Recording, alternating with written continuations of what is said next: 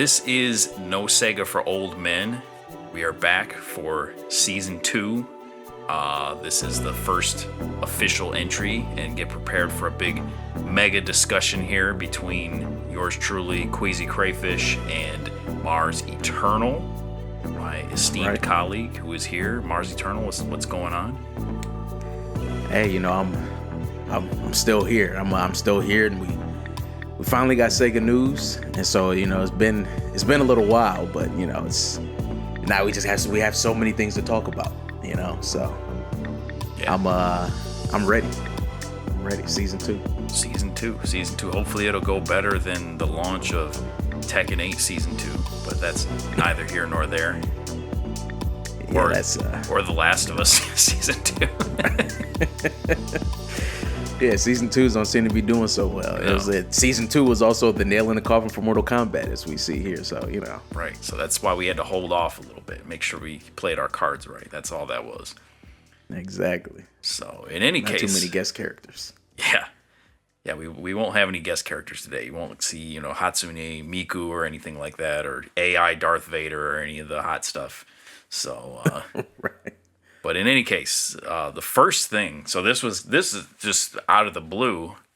Mars Eternal, he wants to ask me a random Sega opinion question, and I have no idea what it is. So this is live reaction, and then I'm gonna ask him a question of my own, and it's probably a terrible question that is irrelevant, but. That's how we're going to start this off, I guess. So, Sega question. Well, yeah, and so, for the listeners out there, I don't want to get you guys hyped up. It's nothing too crazy. I'll save all the good questions for later. Who's your favorite female Streets of Rage villain or something like that. I'll save the good ones for later. But this is a real simple question, and so it somewhat gets into some things I'll even talk about later, but. Recently, I've been looking more, of course, clearly at Sega stuff, right? I'm always looking at Sega, considering Sega games out there and things like that. So I kind of thought to myself, well, what is a Sega game, right? So if we look at Sega, they made arcade machines, right? So... on the flip side, I think we would all agree that Chrono Trigger is a SNES game, right? It's not made by Nintendo, right? Hot take right there, but no, so it's not made by Nintendo, but it is on the Super Nintendo. It was made for the Super Nintendo. It's a very popular Super Nintendo game, so therefore we consider it a Nintendo game, right? In that sense, so. If you look at Sega, we, of course, primarily are familiar with them through the home console market, but they are and had always been an arcade machine maker, right? So what I was thinking is if there's a game that's made by another company on Sega hardware, is that a quote-unquote Sega game, right? So... take, for example, Dead or Alive, right? It's made in the VF Engine. It's made on I believe it's a Model 2 game, like a lot of the other stuff that came out on the Saturn. So, I mean, is Dead or Alive, should we be giving Dead or Alive as much room for discussion as we give, Streets of Rage or even Shinobi, Echo the Dolphin? And this isn't the entirety of the Dead or Alive series, but of course the first game, and I even believe that the second game I think was on a Sega board as well. And the Capcom did it a lot as well, right? A lot of those games, like on this new Capcom Fighting Collection 2 that just came out, 6, I think, of those games were made on the Sega Naomi, which is essentially the Dreamcast, right? So are those games just as Sega as Virtua Fighter 3 TB? Is that the question? Yeah, that's the question. Yeah, are those Sega games? See, I think it depends on other factors. I think because I don't look at Dead or Alive as a Sega game at all. And it's funny you mentioned Echo the Dolphin, because technically Echo the Dolphin it's not a first party, it's like a second party game, Right. I would consider Echo the Dolphin to be a Sega game. And I would consider Power Stone even to be a Sega game. But I don't So consider... why Power Stone and not DOA? That's where it gets tricky. I don't really know that I have a fully formed answer on that. I think it would probably have to be something with... It could be personal bias. It could be something aesthetically that feels more Sega to me. It could be the fact that, Power Stone is a dead end, kind of like a lot of Sega stuff is. I don't know. I would probably have to consider that more because, like you said, I mean, Echo the Dolphin to me is it's as good as a first party Sega game, but it isn't. It's made by Appaloosa, but it's synonymous with Sega, even though Defender of the Future came out on the PlayStation during that era, PlayStation 2. It's a Sega game, unquestionably. And Power Stone to me as well. It's a Sega game. It's a Dreamcast game. It was very early in the Dreamcast life cycle. I don't think it was launch. I think it was like the next wave or something like that. But to me, that's just synonymous with the Dreamcast. So I don't know. I would say, yeah, aesthetically or personal bias are the only reasons I can truly give. I don't know, but I think that is a valid question. Okay, because the thing is like, now I can't even remember if DOA had a US launch on the Saturn. Like, I mean, if it was released in the US on the Saturn, but I do know it was certainly on the Japanese Saturn, right? Mm-hmm. And then, yeah, like I said, it was made on the Model 2, right? So if you look up the list of Model 2 games, you got all of these Daytonas, Virtua this, Virtua that, and then boom, DOA is right there. And then if I'm also not mistaken, it was like made in the Virtua Fighter engine, right? So it's basically like, I'm not going to say it's as similar as, well, it probably is as similar as Sonic the Fighters, right? Maybe Fighting Vipers is the most similar. We'll probably get to Virtua Fighter. But so, I don't know. I was kind of thinking about that. And then, for me, Dead or Alive 2 was definitely one of the bigger games for me early on in the Dreamcast as well. And DOA 2 pretty much had the same situation.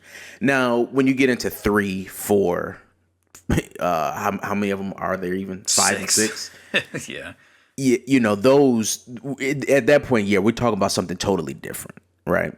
Yeah, I mean, like Soul Calibur, Soul Calibur 1. I don't know that I would go so far as to call it a Sega game, but it was synonymous with the Dreamcast. So, I guess I could make an exception for DOA 1 and 2 as being...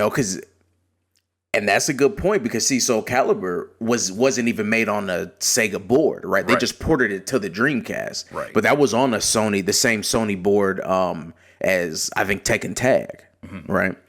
So, and I guess the point I'm getting at here is, like, I think what I'm trying to do, or what I've been thinking about more, is, like, that bigger discussion of, like, what even is Sega? Because recently here I've gotten into a lot of...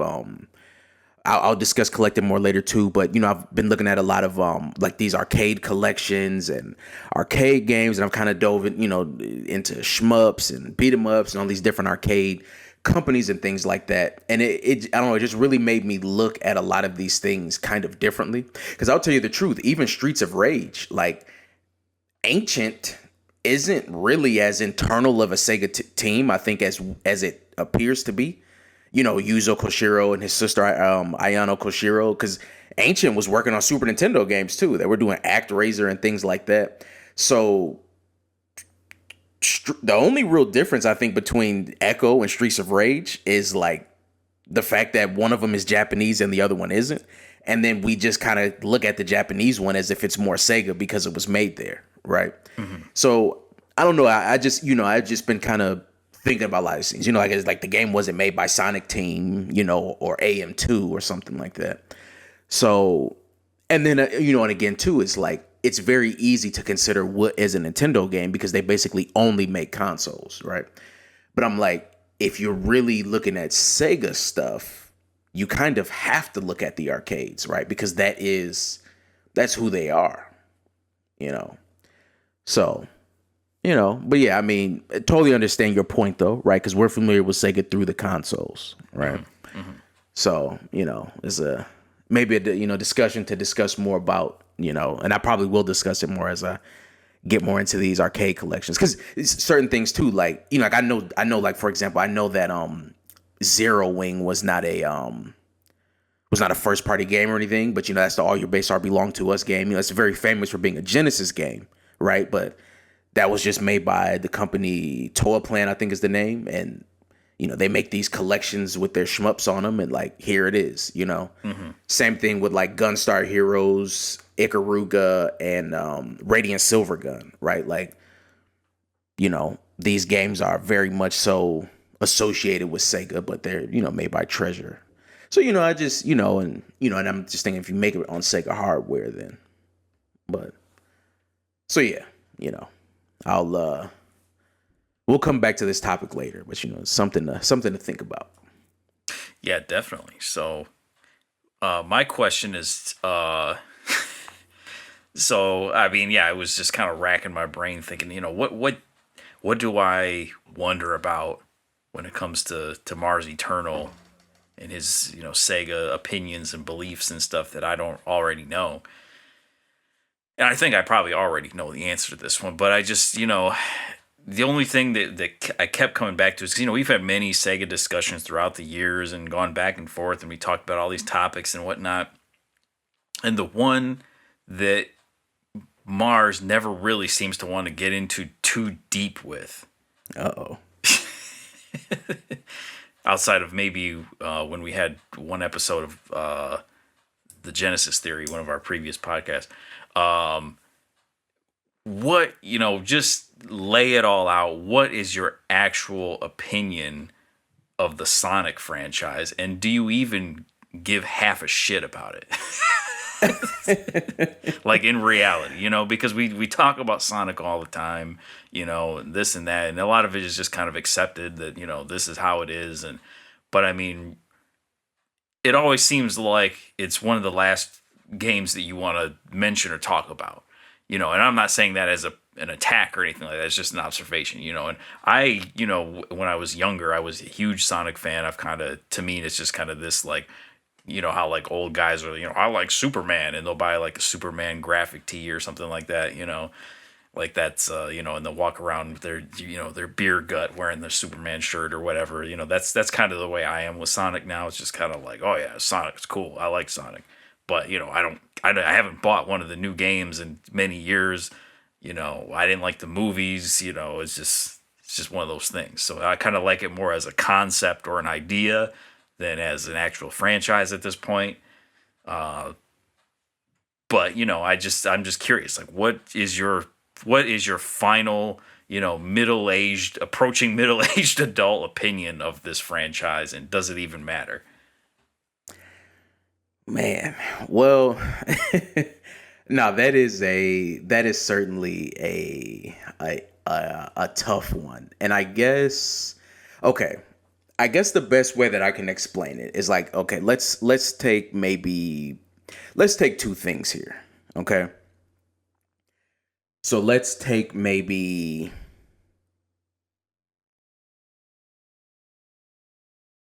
just to, it's a bit of an extreme example, but let's just take the Rugrats, okay? And then let's take the X-Men, okay? Now, if you were to go back to 1994 and meet 5-year-old Mars, the enjoyment of Rugrats and X-Men would probably be about the same, right? And just to be straight up, I was probably consuming more Rugrats than X-Men because it was on TV more, right? And I couldn't read that well when I was 5, to be looking at a comic book. So I like both of those things a lot, right? But then, of course, as time goes on, I think there's a couple of elements that kind of help to make certain things, I I don't want to say acceptable, but like to kind of retain that you retain that interest as you grow, right? So X-Men has a lot of depth to where if you're a 5-year-old and you see Wolverine on the screen doing a bunch of crazy stuff, it looks really cool. You can become a teenager and get all angsty and maybe really get into the love stories between the characters. Then you can become an adult and get really into the social justice elements of it, or the kind of deep stories, or like the opinions of team members that like quit to join the X Force, right? Because they don't want to, they've had enough with protecting humanity. I'm a mutant, blah blah blah blah blah. This is not X-Men podcast, but you get where I'm going, right? Whereas the Rugrats is the Rugrats, right? It's about a bunch of babies doing baby stuff, right? So Sonic, for me, kind of falls somewhere square. No, not square in the middle, but a lot of things that I see edge it to me more towards the Rugrats than towards the X-Men, right? Now, again, does Mario, did Mario grow into being this franchise about an Italian man who owns a couple of plumbing companies and has trials and tribulations with his ex-wife Peach? No, right? Mario still stayed the same, but I think it's just so general, right, that anyone can enjoy it. It's kind of like the Looney Tunes. Sonic just does this thing where like it like they market it in a certain way and they put things out there in a certain way, and people kind of approach it in a certain way to where it kind of retains being like a child's franchise, in my opinion, as opposed to a franchise that eventually became for everyone, right? Now, are there the Sonic movies? Of course there are, and they probably have different themes in them, and then you have Sonic Frontiers, you have these different games, but I truly believe it was something about when they put the Sonic games on the GameCube, and this is not just to hate on the GameCube, but it was that right there, I think, was what kind of like nailed that forever, I don't know, that kind of off balance.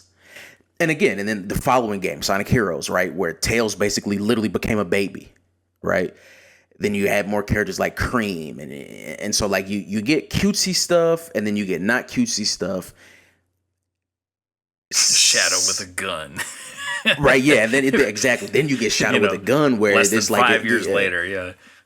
Exactly. Then it's like pushed to the total other side, to the point that it's just lame, Like it's not even, because you can tell it's trying to be more, so it's funny that you're asking me that question, because I'm like, you probably need to ask Sega, because I can't figure out how I feel about Sonic, because they can't figure out how they feel about Sonic, and so I'm probably rambling here, but it's all of that. That's why it's hard for me to deal with the franchise. So I guess if you were to ask me Sonic from 91 to 2001, yes, that's Sonic to me, right? 1, 2, 3 Knuckles, Chaotic CD, R, 3D Blast, even, and then Adventure 1 and 2.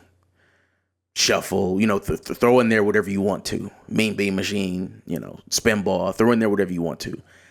But beyond that, I just see that as like a kid's franchise.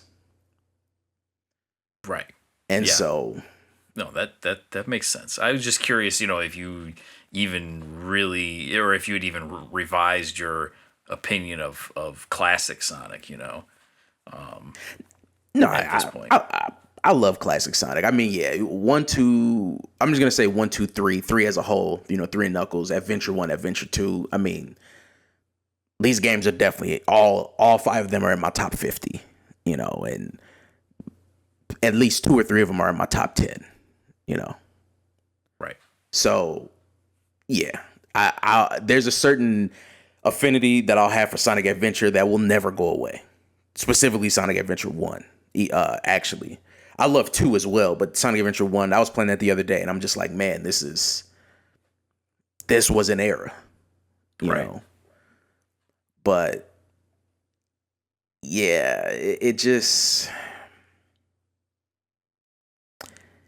Yeah, it's a kids franchise. I'm maybe we'll have to discuss this more at a later date too. I know that there's something else out there that I can get a better comparison of this for, but yeah, it's like that. You It's know, those it's almost GameCube like the boys. Power Rangers. It's almost exactly like the Power Rangers when I think about it. Like I feel like if I saw a millennial with like a Zack shirt, I would think that was totally fine. But if he had on like a later season shirt, I would be like, this guy probably needs to go to jail. You know? For everyone's own protection. Yeah. Exactly. It's somewhere around like Zeo or was it Turbo? Somewhere around there, it has to stop. Yeah, You know? I don't even know. Yeah, all those other ones. Exactly. Power Rangers, Wild Jungle, lock them up. Ninjago or what? That's the Exactly. Lego system. Yeah. Oh yeah. Like exactly. Yeah. I hope there's probably like 2 Power Rangers fans that actually, stumble upon this podcast and are gonna ban this now. But yeah, I mean, hey, Excuse me. exactly. I mean, if it ain't Trini and Zach and them, get it out of here. Well, speaking of ninjas, uh, Shinobi. The new Shinobi. The new Shinobi got a trailer. It got some Oh yeah. some gameplay footage, some confirmations and whatnot. Did it get a release date? I don't even remember now. Oh yeah. It's hard. Yeah. Release date. It's August. Pretty sure it's Michael Jackson's birthday. It's August 29th. I'm pretty sure. Okay, a day that shall live in great history. Right. No. Exactly. Not gonna say infamy, as Right. much as all the soy boys would have me say. But anyway, yeah, Shinobi. Yeah, it does exist. It is not just a teaser image and 8 seconds of soundless footage. It is actually a game, and it is coming in August. So there you have it. So opinions. Oh, I mean, yeah, it looks fire. It has pre-orders up. It's got all the fixings. And there was have you because they were doing like level trailers now. So there was like that one trailer, and now there's like because they've at least put out 2 more videos since that trailer. Okay, I have not seen those. You haven't? Okay, yeah. One of them there's at least one level trailer. There might be 2 out. And then there's it's kind of like an introduction or something like that type of video. And then there's another one where like they talk about the art direction and stuff like that. And so yeah, good stuff. The game looks really dope. The art looks really dope. Clearly again, it's Lizard Cube. It's the same people who did it's the same people who did Streets of Rage. And interestingly, unlike Streets of Rage, Sega is all over this one. Right. So like Right. I'm even looking at the official website of it. It's a Sega.com website, whereas Sega was very hands off with Streets of Rage 4. So clearly they liked what Lizard Cube did with that game, and clearly the people liked it. And yeah, I mean, it's just I can't say anything. I mean, this looks like a 10 out of 10. To me, Right. It'll probably be, honestly. I mean, judging from Streets of Rage. So, No, I'm just curious. Do we have a because they showed we watched the Game Awards together, and we within the first few minutes we're like, oh, here we go. They're showing the Shinobi trailer, that we were all waiting for. But it wasn't. It was Ninja Gaiden reboot, Right. In the same 2D, old style, retro style fashion. And so is there a release date for that game yet? Do we know? that one made, I think, let me see. I only ask because I hope Ragebound. it's not before Shinobi. Right. You know? No, exactly. No. So I don't think there's a date yet. Okay. And interestingly, this game is by Dottie and Mew. Oh, that's right. Like Dottie so and there Mew was working on this one. Yeah, it's kind of like some controversy there. Exactly. Because yeah, it was Dottie and Mew, of course, did it with Lizard Cube, did Streets of Rage, but then Right. This one is, Just and this lovers one to has like enemies. a right. No, exactly. And this one has more of like a pixel art style, whereas the other one is like a hand drawn. Mm-hmm. And I actually wanted pixel art for Streets of Rage more at first, Mm-hmm. but after seeing Streets of Rage 4 and kind of, it really grew on me. So I kind of like the hand drawn art Yeah, style. I So prefer that. I think pixel art is just so overdone now, especially with these indie games, and right, it's just it's been done to death. We've seen it. It's not anything. I'd rather just see great art at this point. right, no, exactly. I mean, and luckily it's not 8-bit. I know a lot of people love 8-bit. I can't, especially if it's pixel and it's 8-bit. I don't care if it's 11 out of 10. I'm probably not playing it. This one Right. at least looks like it looks pixels, but it looks like it's more kind of like Symphony of the Night level. Right.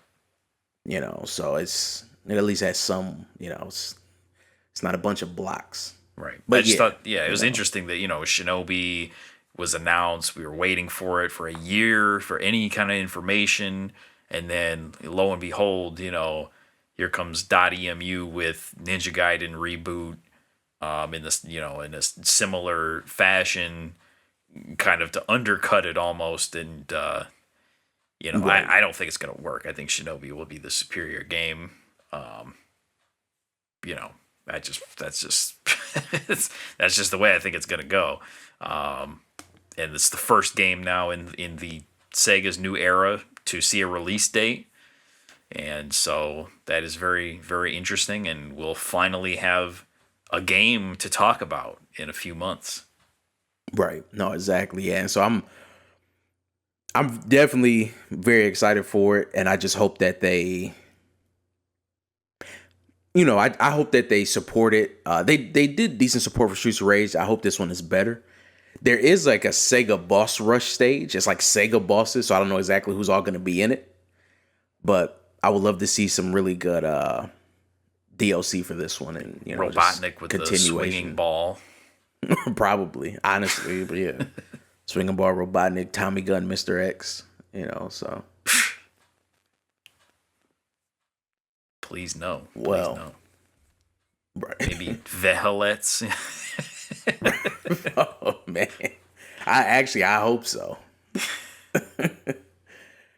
Well, now, I mean, if you don't mind, actually, I was actually going to segue this accidentally, but I'll go ahead and do it on purpose. Okay. Joe Musashi is not my number one pick, but this next thing here that we're going to talk about is our thoughts on the Virtua Fighter 6 roster.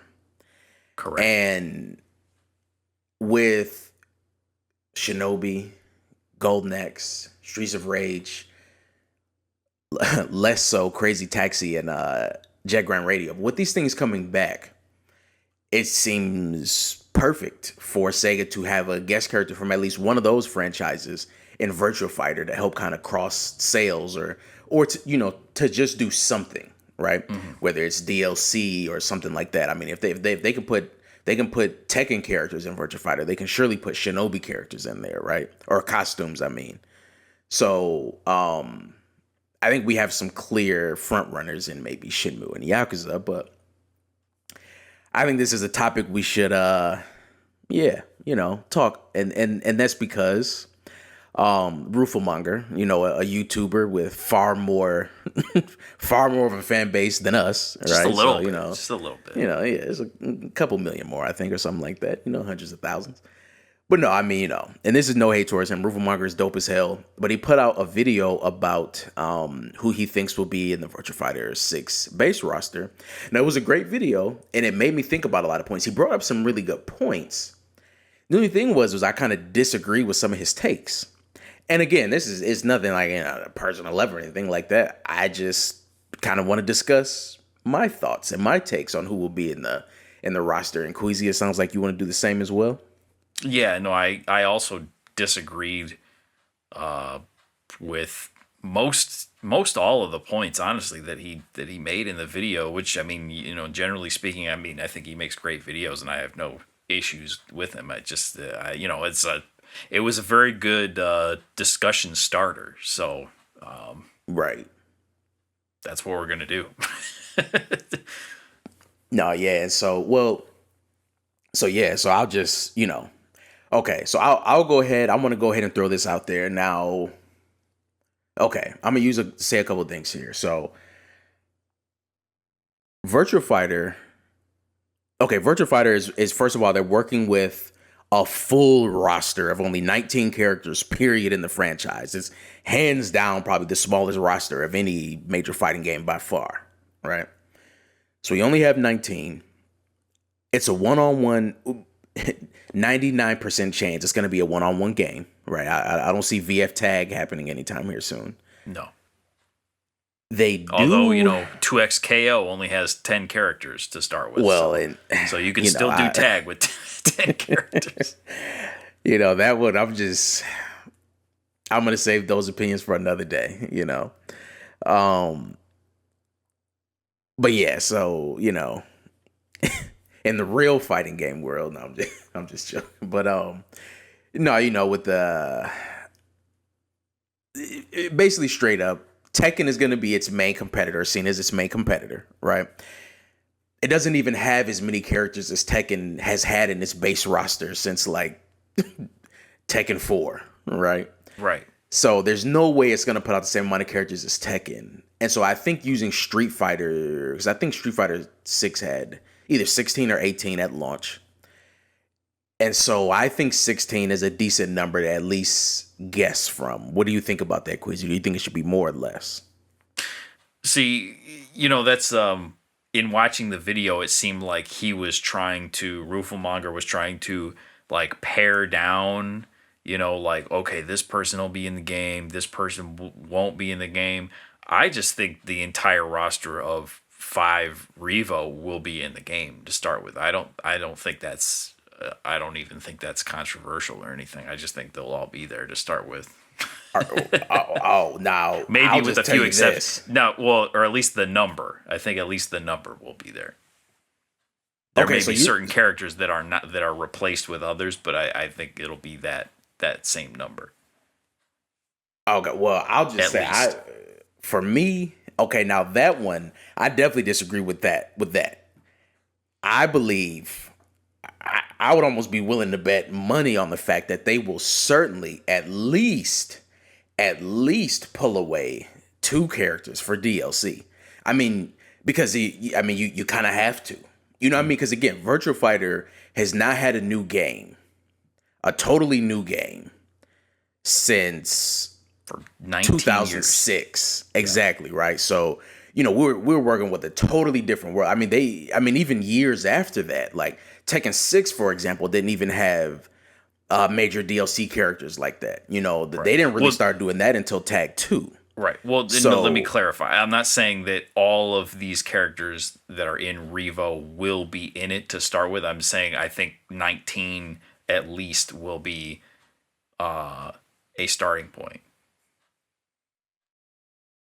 Okay, so you think but I guess what I'm getting at is like you think 19 will be the starting point, and then do you think that the characters who will be replaced will just be replaced and that's it?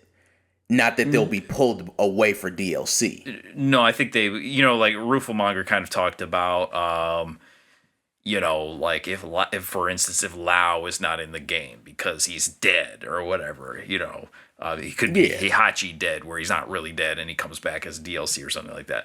But if he were not in the game base roster, you would maybe split his moves and give some to Pai, give some to Lei Fei. If Shun is not in the game, you may replace him with, an attractive young female who dances to Japanese pop music, or something like that. As is the trend. If El Blaze is not in the game, you may replace him with, a larger, more fearsome wrestler or something like that.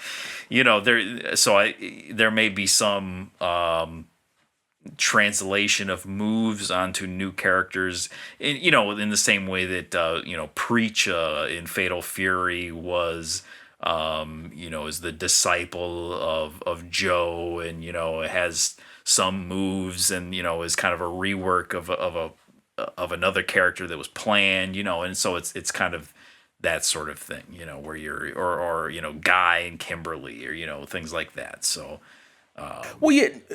even Well, and that's the thing. Reina and Hihachi, before Hihachi was released as DLC. And see, but that's what I mean, though. So, like, because I mean, even out of those examples, Heihachi ended up being in the game. Yeah, so that may happen. Yeah, there's still a big chance for Guy, I think, and then Joe is coming to Fatal Fury, right? yes. So like, yeah, I'm not saying that won't happen. I'm just saying I think as for in terms of number, I don't agree. Rooflemonger, and it sounds like you are also looking at a smaller number. I don't think it'll be. I think it'll be 19, 20 characters at least. In the base roster. Yes. Okay. Well, okay. So then this is what I'll do. I'll compromise here, and I'll come up with 18 slots. So, okay. Now, I don't know if you have yours set up. If you don't mind, I'll actually go down the list of what I think will happen to certain people. Okay. Okay. So number 1 character slot, we can put Akira right there, and then we can put Wolf in the next one. Right, because we know. Right. We should mention, there was a Wolf Hawkfield trailer, full trailer. Show really the first character to show a full dedicated redesign. They didn't even do that with Akira or Stella, Stella, Sarah, whatever it is. Right. And they teased another who many believe to be Brad in silhouette. But Wolf so far is the only one who's received a full, like, you can see every inch of him redesigned kind of trailer. But anyway. Right. No, that is because that did come out. So yeah, definitely check that trailer out. Now, so yeah, Akira Wolf, they're certainly in. Now, Stella, I think we have our first example here of a replacement. And now I think it's also worth mentioning here that a lot of what I'm basing this on, what Roofmonger based it on, is because we're at least probably saying a minimum 10-year time skip, right? If not more, right? Because it's already been kind of, alluded to in Stella. I mean, where I'm just kind of, they called her a bridge between worlds. So I'm assuming that she's, taking over maybe Sarah's spot. And so, okay, so you got Akira, Wolf, and Stella. Now, beyond that, okay, so I got Akira. Okay, so Lao, yeah, I think Lao is dead, right? Lao will be too bad because you play Lao. No, exactly. Yeah, I love Lao. I don't know how I'll feel about him going only over to Pi if that's what happens. I would actually prefer to have another character, maybe a 90-year-old Landy takes his spot, Hell but Hell yeah. We'll get to that more too. But okay, so yeah, Lao is dead. Pi, I think out of all the girls in the game, out of all the female characters, Pi is for sure going to be in the game. I agree. I believe she was voted the most popular. No, I think Sarah was the most popular female character, and Pi was next. She is probably the second youngest female character, but she's also an OG character. She has a high chance of taking on. Okay, 22, right? But 22 and 94, right? 22 as of VF5, I believe. Okay. Well, even still that. I mean, if they're depending on how they keep that timeline, because I know in like the old game, the characters like in their OG, they were born in like the 60s and all that, and so yeah, they had canon birth dates birth years at one point. So I think that may have been scrubbed. I don't know. Right? Yeah, they'll need it. So. I definitely think we could see a Pi similar to how we have Chun-Li in Street Fighter, kind of aged, maybe retired, teaching, all that type of stuff. So Pi is in there. The next on my list is Jeffrey. Yep. Jeffrey will be in the game. Jeffrey is not necessarily a wrestler, but he's a wrestler-like. He's got this whole funny shark story. He's the black guy. It's also going to be their chance to what's the word I'm looking for? There are many words you can choose from. Yeah, de-racicize him, because this is, and I'm just, I mean, I'm not just saying because I'm black or because I'm not trying to make this a social thing, but I mean, if you go back and if you look at like images of a lot of the black characters in fighting games from before like 2005, a lot of them are really bad. Like Balrog looks very racist in almost every image you see him in. Big like go look at lips, his image. Yeah, like it's ridiculous, so it is what it is. It's in the past. A lot of black folks, I mean, we love, look at the FGC. It's all black dudes. It's full of 40-year-old black dudes, right? So it's not like it's ever been a huge issue, but this whole I win and all that, like it's got to go. I was playing Balrog the other day, even in CVS 2, and when you win, he says I got paid. It's like, come on, man, can't you just? Even in Street Fighter 4, when he loses, he goes, "My fight money." Oh, see, right? And I mean, I get it. He's a boxer, but it's like, So, yeah, Jeffrey McWild. They might even change his last name. So yeah, like it's not Jeffrey, it's Jeffrey. Exactly, just Jeffry. But Jeffrey. I'm hoping that Jeffrey can be similar to what we were hoping. Well, you were hoping, but I've actually kind of started to think that too. What DJ could have been, Right. DJ could have been kind of a cooled out, distinguished Jamaican guy who kind of started to take up Rastafarianism. Yeah.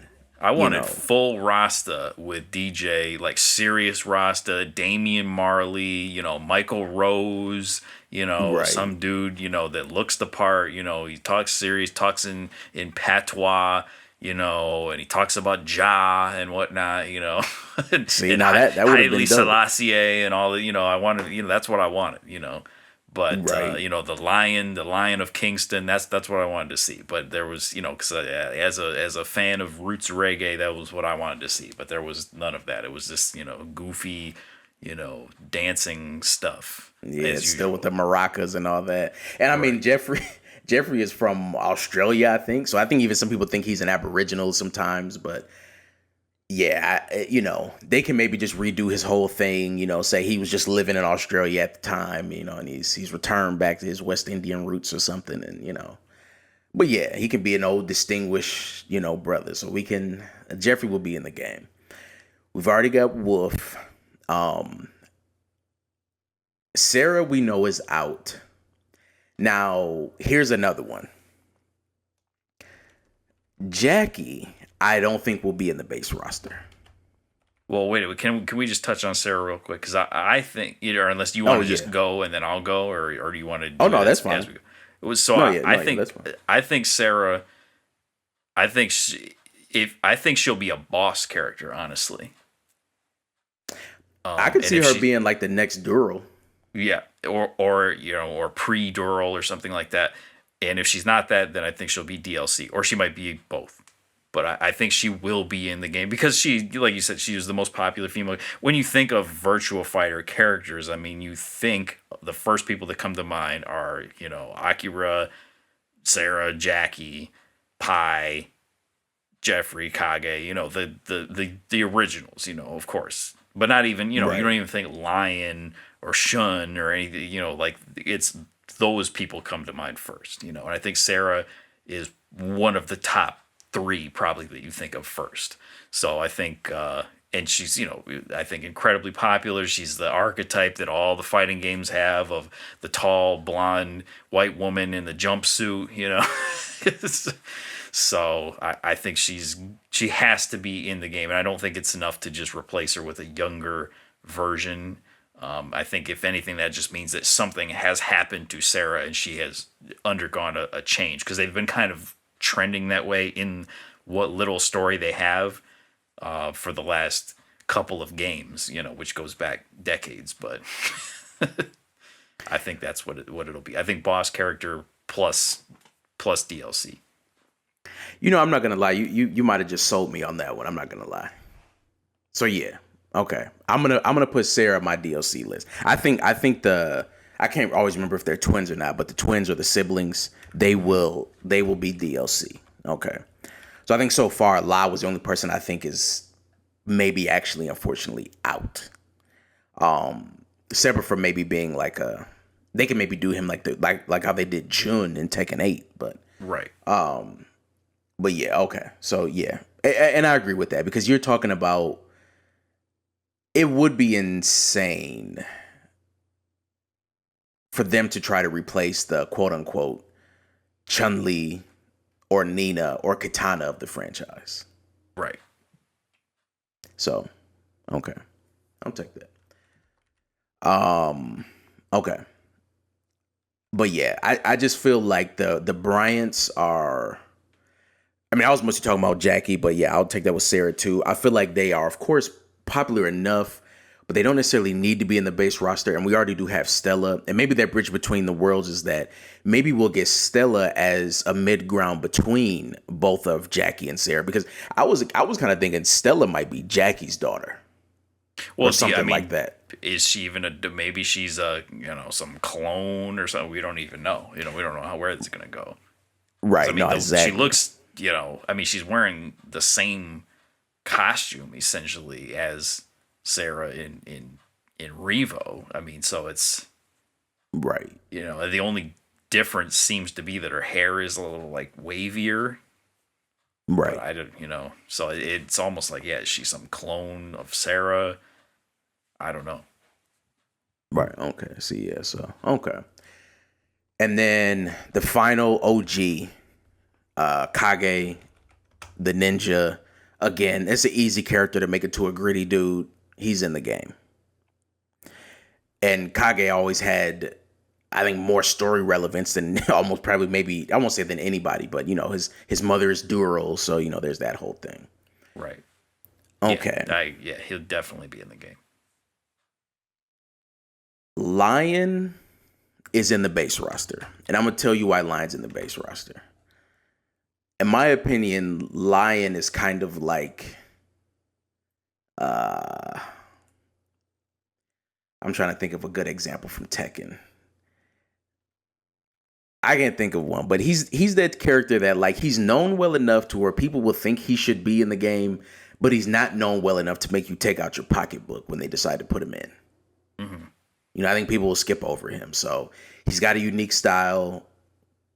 He'll be in the game. He'll be a French asshole, Shun. He's like Lee.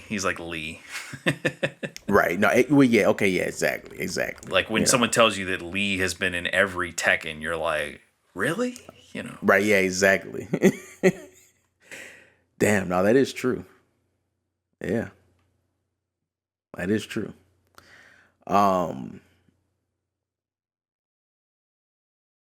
So okay, yeah. Now Shun is dead, and I think that just flat out. Will we get a Shun replacement in the base roster? I think yes. I just hope that it's because I don't know, the drunken master style to me lends itself better to an older male than to like Jamie. Yeah, like I like like I played Jamie in Street Fighter 6. But I don't know, it just doesn't seem like a young man's style, and it doesn't seem like a woman's style.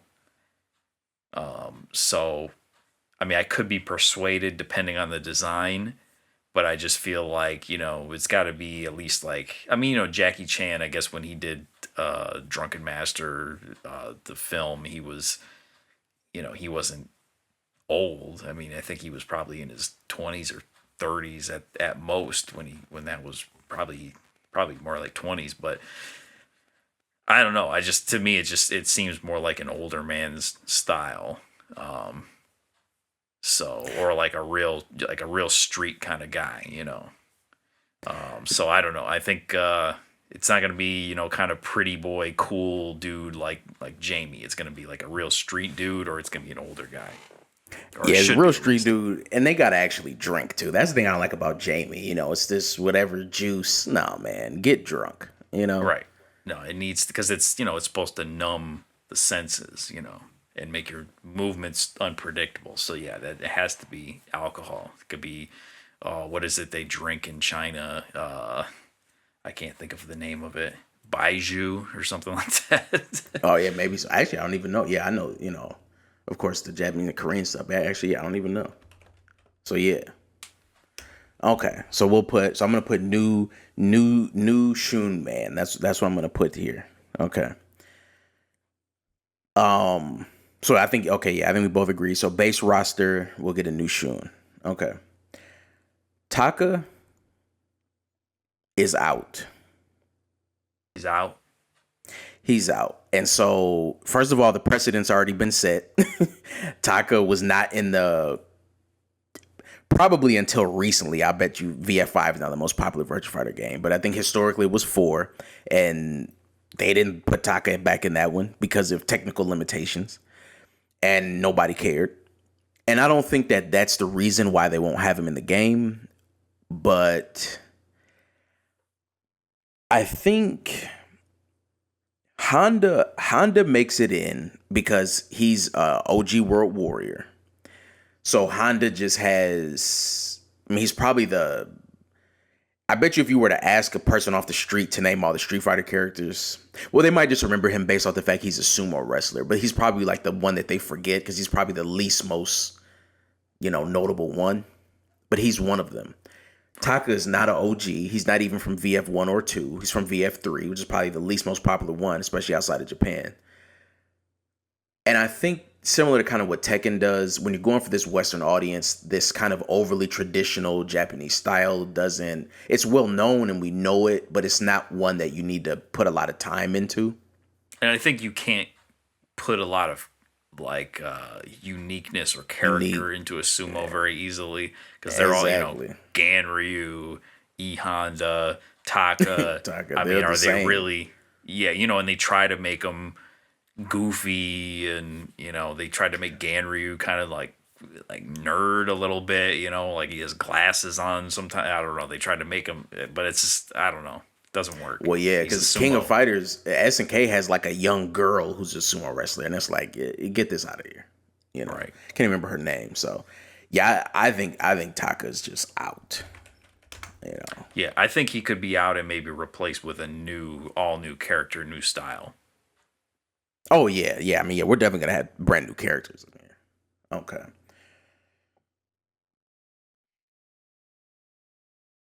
And maybe DLC, like a DLC padding, Oh, I mean, yeah, possibly.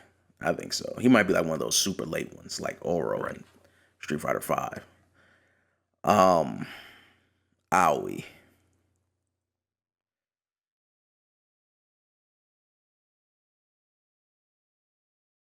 What do you think about Aoi?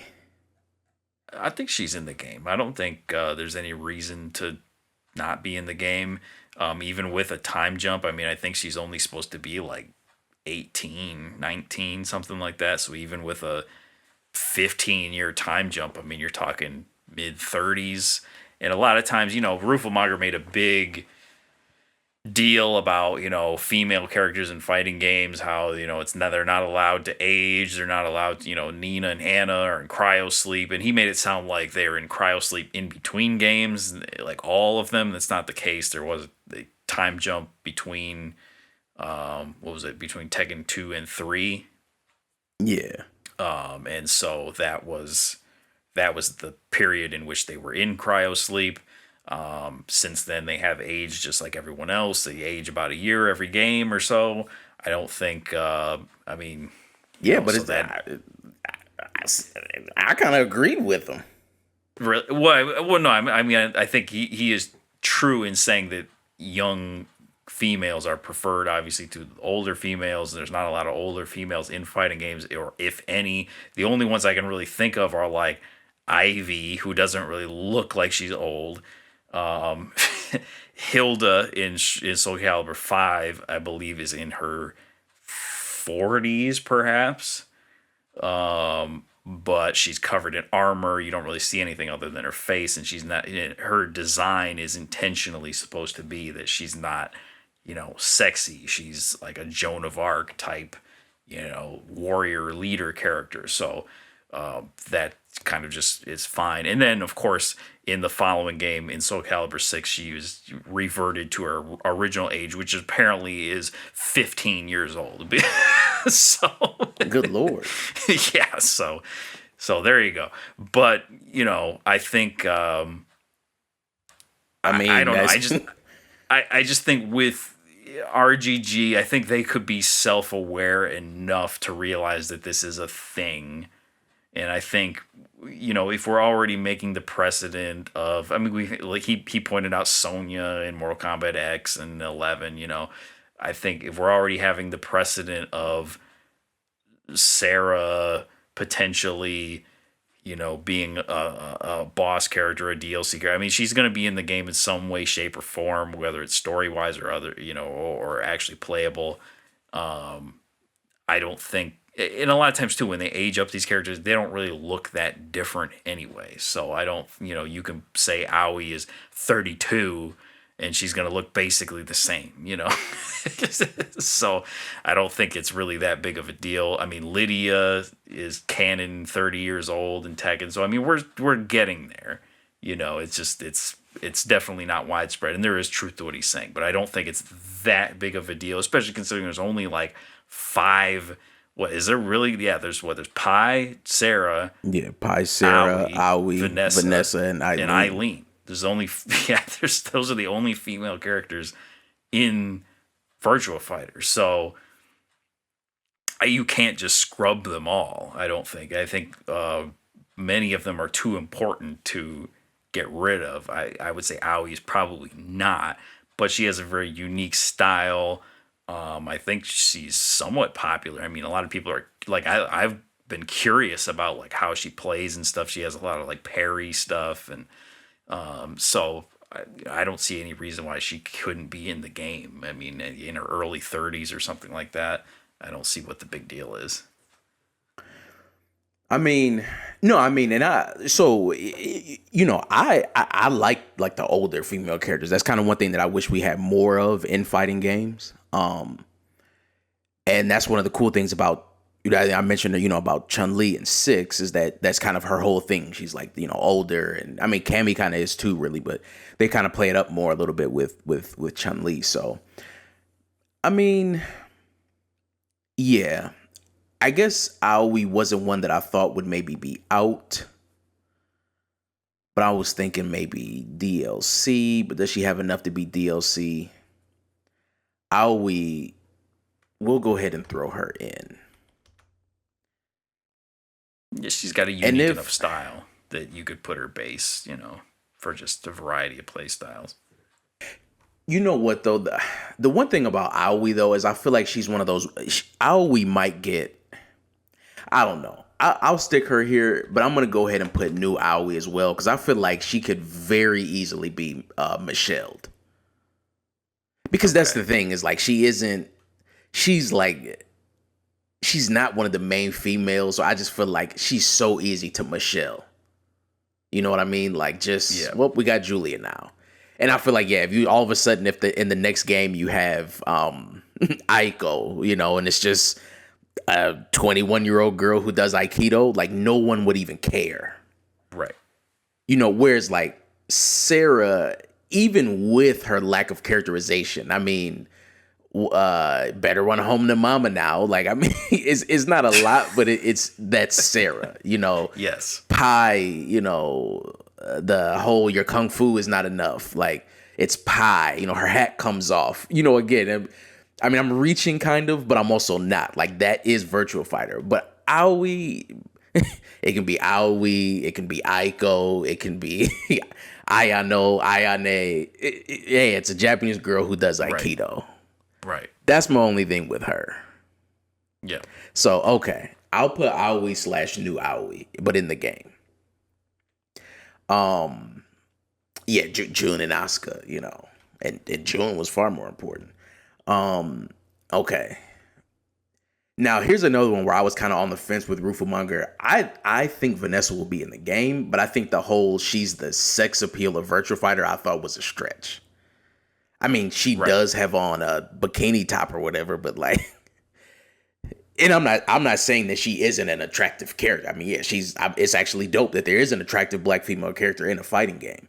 Hmm. But I didn't. I mean,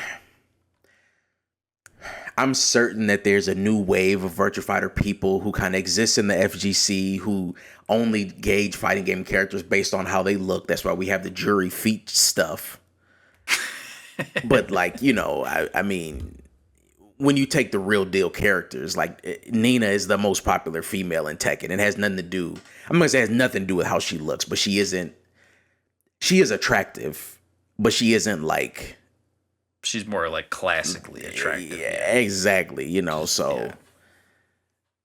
I don't know about all that, but yeah, I think she's in.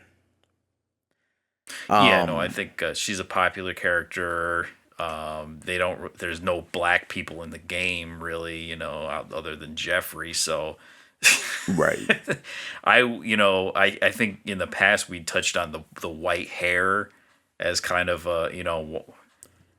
I don't know that I would rather just see like natural hair or something like that, or at Right. least black hair. And it seems like that's kind of a thing maybe that a lot of black female characters, they give them light hair in Japanese games for whatever reason.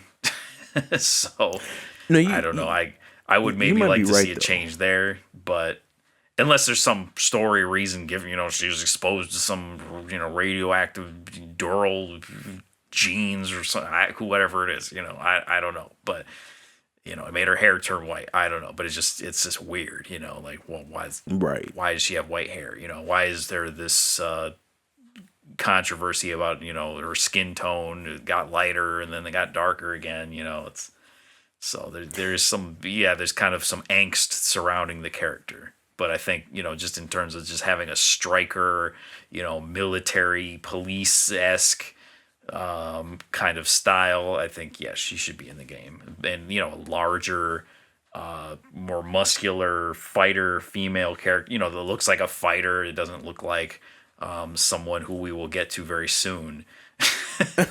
So Right.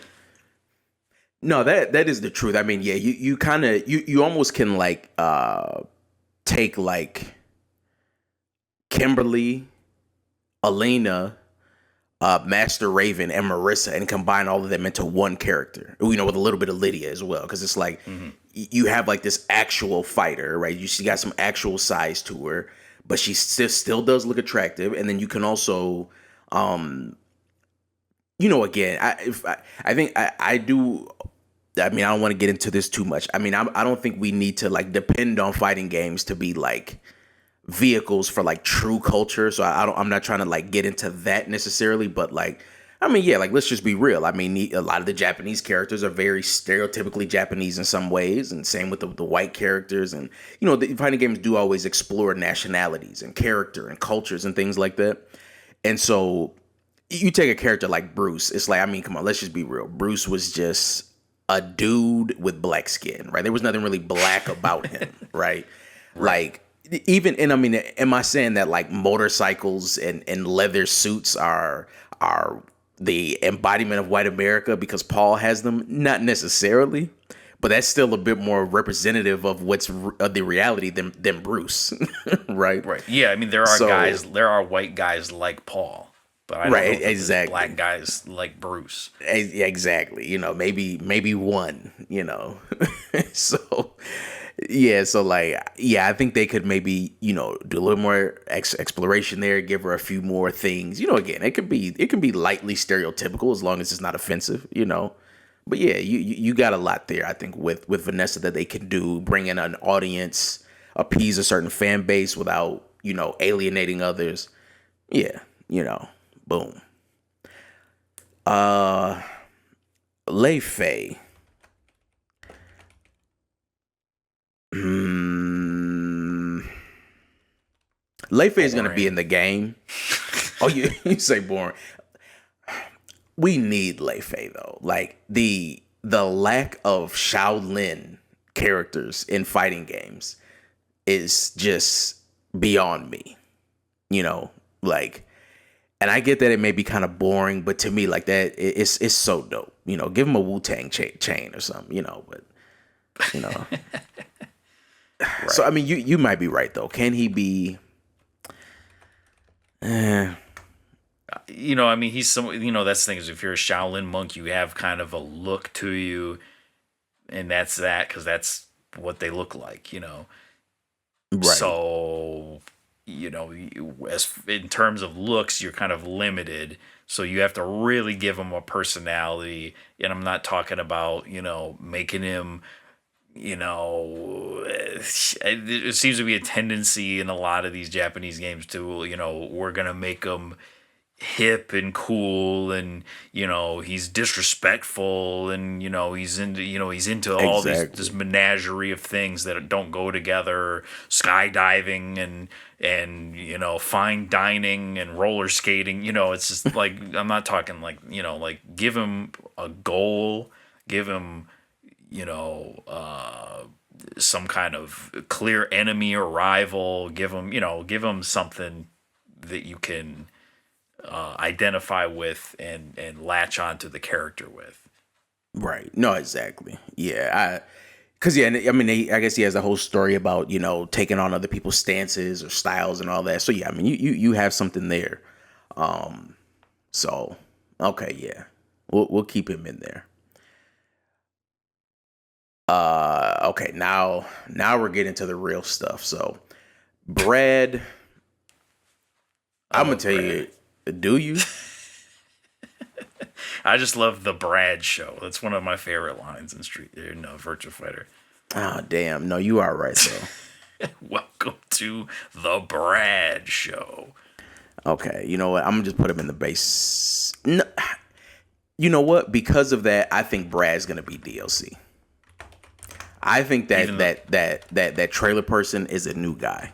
okay, I think Brad Show, welcome to the Brad Show, just like I didn't handcuff Lightning, that's perfect for DLC. yeah, I think. welcome. Yeah, you could see a trailer, where the logos come up and then it cuts to "Welcome to the Brad show," and he busts through the, Exactly. yeah. Now, I hate to say it. No, you know what? I'm thinking. Because people love Dragonov, people love Brian, and you got to have that character in there. So I kind of feel like go. Because, yeah, we do already have three, a possible four new character slots. Because I put new striker in there. So I think we're doing pretty good. So, yeah, Go, I think, will be in the base roster. Because people like that weird stuff. I think Go. I think he looks cool. Right. And he's like an assassin or something like that, Yeah. trying to assassinate the other fighters. Although he never does. He just he right. just goes through arcade mode like anyone else and fights Right. Duro at the end. But yeah, if you make him a dangerous kind of scary guy, that he could potentially kill you, if that's what it comes to or something like that. That could be good. Right. So yeah, okay, yeah, I think he's in there. Yeah, Dragon On, that's popular now. Um,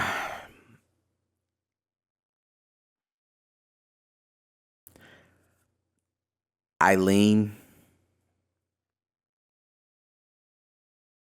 you know, she's not the least most popular character. And I'm not against Eileen. I just think she could also very easily be Michelle'd, Hmm. but she could also just grow up, and that could actually be more interesting. Hmm. So Yeah, you know I think what? her canon age is like 17 or something like that. Of course. Okay. So yeah, I mean, full disclosure for me, I mean, I've always been I've always been a fan of the spunky short hair girl archetype, which Shanghua and Soul Calibur, Sakura in Street Fighter, Makoto in Street Fighter as well, Asuka. I something about that. I don't know if it's like an underdog thing, like I like that.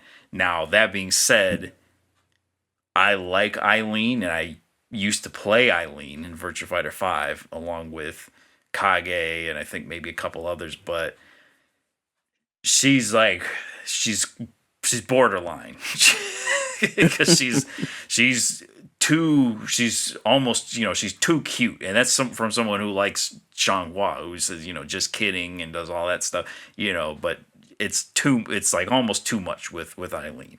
And I think Right. that her total lack of story, I mean, her story is basically just she wants to meet Pi or something.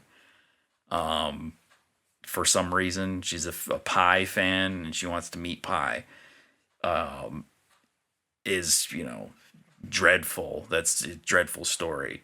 But I think I like the monkey fist style. She has a lot of cool like feints and weird evasive moves she can do. So yeah, I think she plays cool. I think her costume design is cool. And all of that, but I wish, yeah, like I wish they would, if she's going to be in the game, she would be potentially like early 30s, late 20s at that point. I would hope that they would give her a little more toughness, or maybe even like some kind of twist on the character, like maybe she's saying the F word. I don't know. I don't know. Right. Maybe she's foul mouthed. Maybe she's rude. Maybe like give her something where she stands out a little bit, and she's not just basically a Hello Kitty, in a human body. Like that's we don't need that. It doesn't really fit with Virtua Fighter. And you wouldn't think of someone like that participating in a tournament with assassins and other such people, serious karate practitioners and ninjas and stuff. So yeah, we need to get away from that sort of thing. So either give her some edge or replace her with somebody that's better. It's better.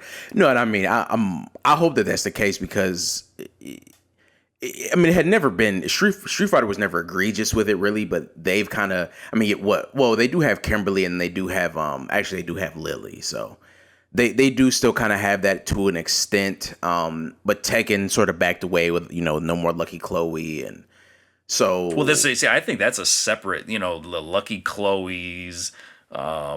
I guess there's not really other ones that are coming to mind, but like the overly cutesy like Hatsune Miku dancing around, like I think that's like a separate archetype that's kind of, there may be some crossover there, but like I think that's, Lucky Chloe's very different as a character from like Sakura, or Makoto or something like that.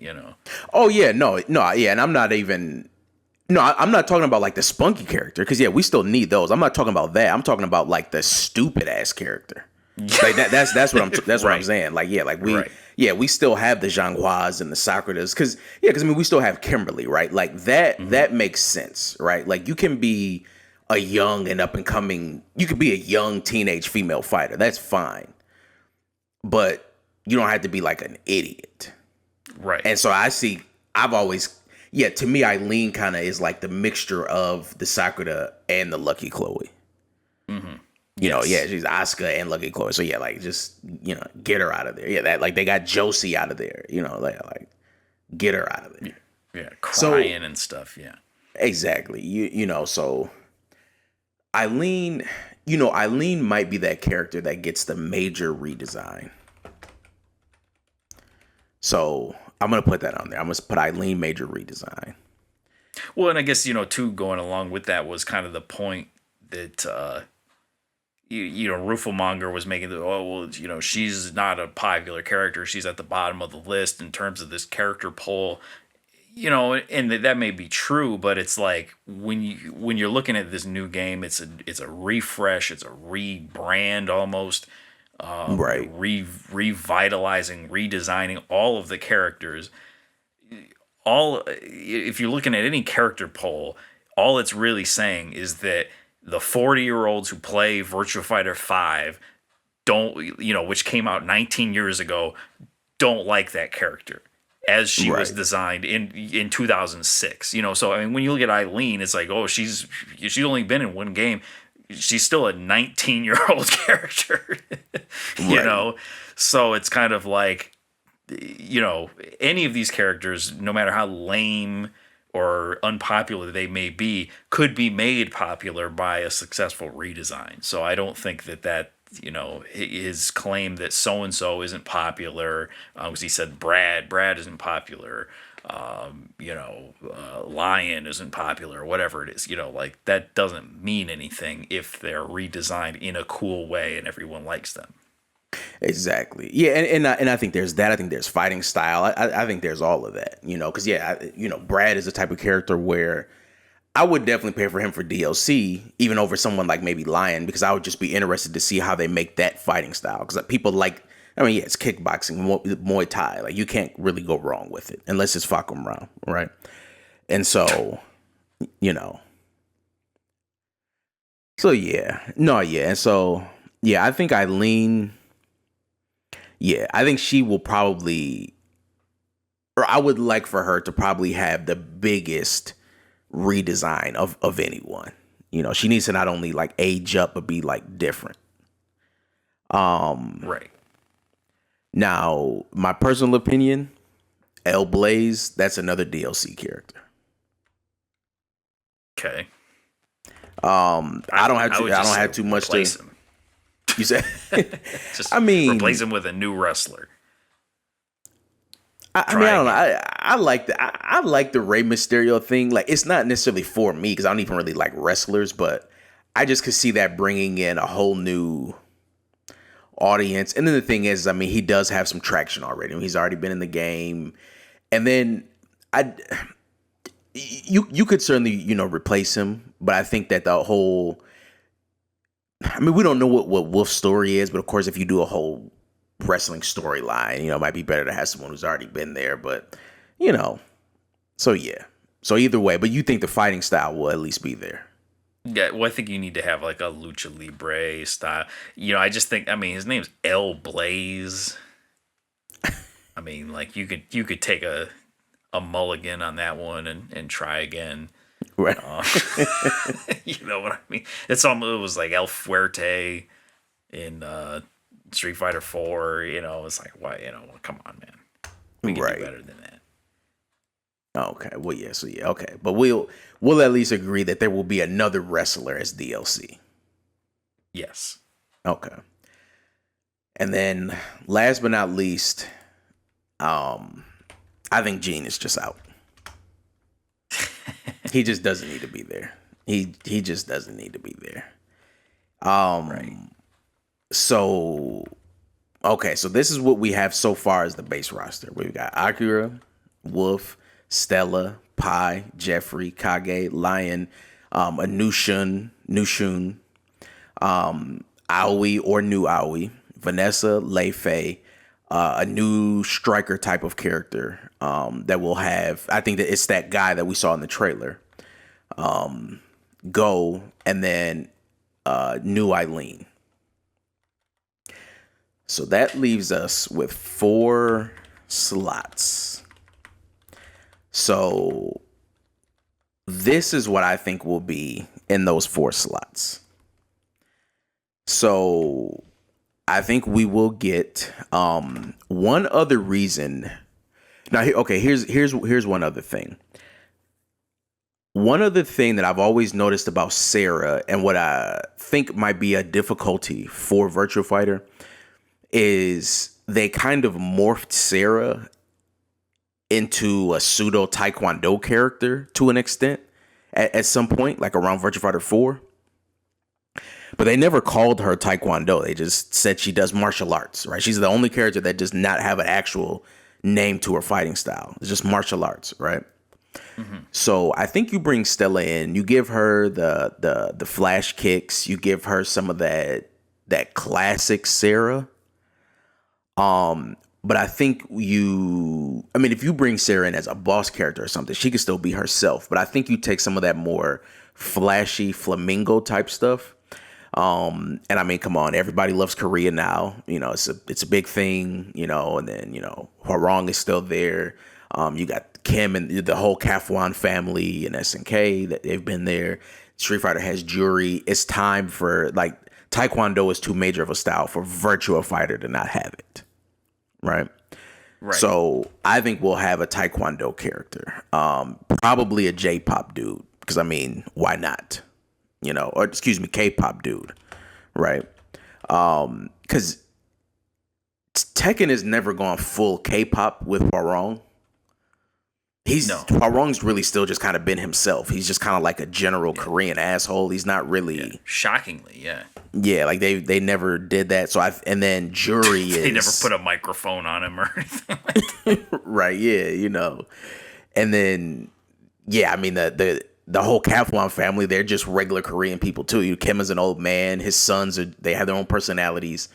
And then Jury is a foot fetish character. So like and then I mean it's Yakuza, right? Like Yakuza Studio. They do that kind of thing. They have the pop stars, they have the maid cafes, the karaoke. They could definitely just do this kind of K-pop Taekwondo guy. And that'll probably get a lot of fans going. And it'll be something that's like, it'll be a way to bring in some of that, pop culture corniness without also being too egregious. It's not Lucky Chloe level.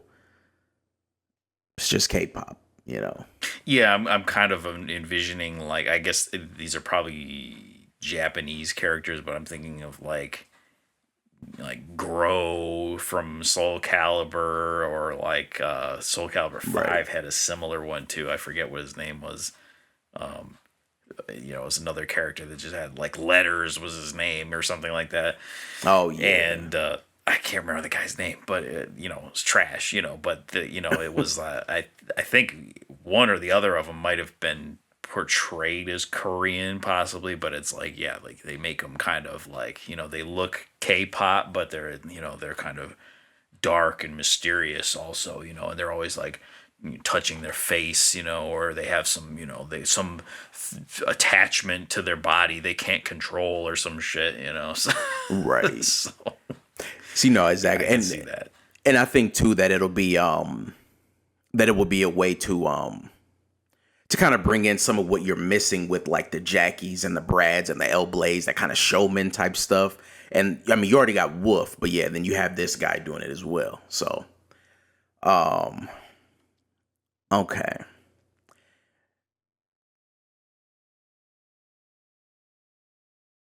I do think that because it's very much I mean, they haven't touched on it. We might get either a capoeira, Angola, Angolo, which is the name of the African art that capoeira kind of like came from. Which is where I think they kind of, do a little bit of that with Elena, since she is African, even though Angola is from like Angola. But I think that, or maybe some other style of African art, or maybe we get Sheba back. I don't know if you remember him. I don't. That was Rufamonger mentioned him. I guess I'm not a true Virtua Fighter fan. I don't remember who he is. Okay, so he's actually from Fighters Mega Mix. So you remember like the Arabian sort of character with the sword? Yes. And he was originally supposed to be a Virtua Fighter character. Okay. And they never did anything with him. So I think that they could sort of East African him, Zasalamel style him. I don't know exactly where Zasalamel is from, but he looks like a northeastern African to me. They could kind of. I just think that that's a continent that Virtua Fighter hasn't touched on.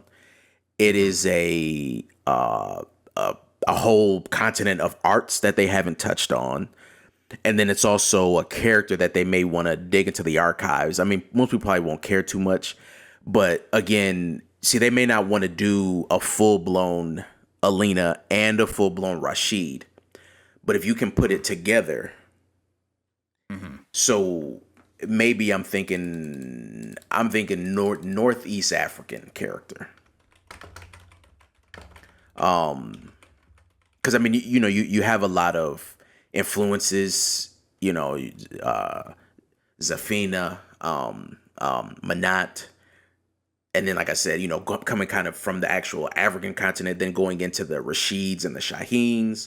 So something from that area, Middle East, North Africa. Whether they bring it more into the continent and do a capoeira type of thing, or Ngolo type of thing, or you give us some unheard of art. Like I was actually looking a lot into Sudanese wrestling recently, and there's also a style of wrestling from West Africa as well. They could do something like that. But something there. Krav Maga, Israeli commando stuff, Okay, yeah, exactly. Yeah, something, exactly. Something there. So something from that general, I know that really combines some very separate cultures. I'm not trying to say that they're all the same, but something there. Finally, I do think we'll have at least two base roster DLCs. Excuse me, base roster guests. Ichiban. Okay. Because Kiryu is probably the biggest DLC thing they could ever do. Right, but they claim he doesn't fight women. That's the biggest thing, is he doesn't fight women. Like, he refuses to fight women, even if Hogbotch,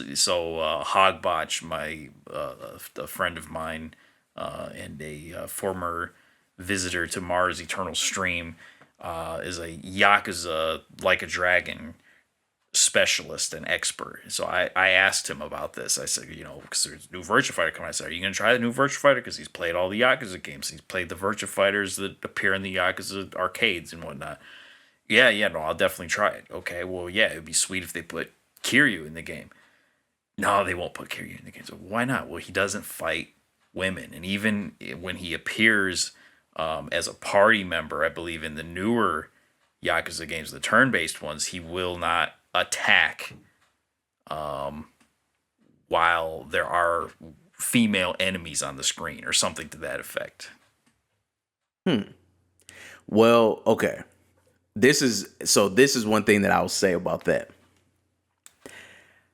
I don't think they'll want to go too far with this because they want to make the world feel real. But they could do something where Virtua Fighter is just an in-world fiction in the Yakuza world.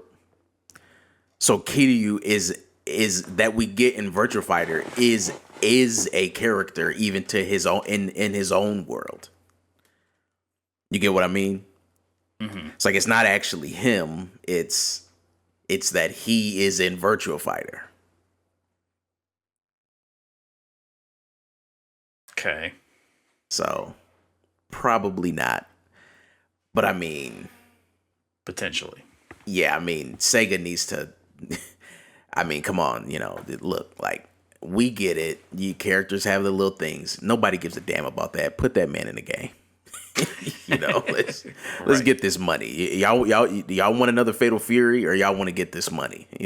Right. So get your shit together, Sega. And then the last character. This is very hopeful, but it also, to me, it's just, how could you not put Ryo in the game? Ryo Azuki. Yeah, and I'm not just saying that. I mean, it's a chance to finish up that story, right? Or give us more context. Sega does still own. Well, they own. Well, no, maybe Sega only owns the games Shenmue 1 and 2. But Yu Suzuki might have the IP because he was able to do Shenmue 3. Mm-hmm. But yeah, they need to work that out. something needs to get worked out. If Yuzo Koshiro can come back and make music for Streets of Rage 4, then they can get Yu Suzuki on board with this. So Right. Ryo Hazuki, he shows up as a old and battle hardened guy who's been through his journey, and yeah, it blows people away, and I mean that ties into Sega with all their stuff that they're doing, bringing franchises back. And then I think maybe you do an Axel or a Joe Musashi as a DLC to help push some of these other Sega games. Mm-hmm. But yeah, Ryo, because I don't think we're getting another Shenmue game. So this is the least they could do. This is the least they could do. Yep, I agree with those. I don't really know of any other guest characters. I mean, that would really fit. I mean, hopefully we don't get Clive. We don't get something on par, Yeah, we don't need it. I mean, par with something like that. If it is a Sega character, I would be a lot less mad. Like if it was Axe Battler or something, I would at least it would get me a little bit. But yeah, well, won't even discuss Hornet. AM2 Palm Tree, yeah, Pepsi Man. Well, but yeah, I don't know. I mean, yeah, hopefully it does not turn into Fighters Mega Mix 2. Hopefully Sonic is not in the game, or Cream, and none of that. It's the second time you've mentioned Cream in this book. Yeah, well, you can tell she's my favorite Sonic character, But yeah. Well, I think I agree with that. Let me just touch on Gene real quick, because we kind of glossed over Gene. So I think Gene is the perfect, because Rufelmacher loved Gene, or Jean, right. as he said. I just feel like this is the type of character that we don't need, and we need to get away from this kind of stuff. I mean, he is just a mashup of things that do not go together at all.